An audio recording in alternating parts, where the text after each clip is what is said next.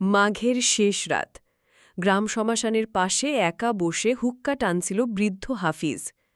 হঠাৎ তার কানে এলো মাটির নিচ থেকে কারো গুঙানি আর সাহায্যের ডাক। বাঁচাও বাঁচাও, আমি বেঁচে আছি।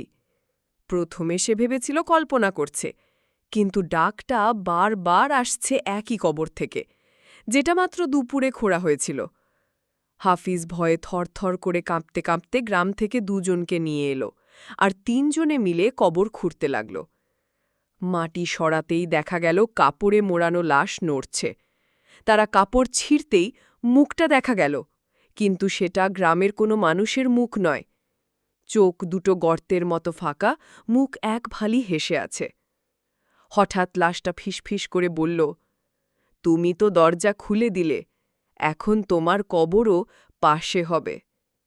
সেই রাতের পর থেকে শ্মশানঘাটে আর কেউ একা যায় না, কারণ শোনা যায় মাঝরাতে গেলে ঠিক পাশের কবর থেকে ডাক আসে, বাঁচাও।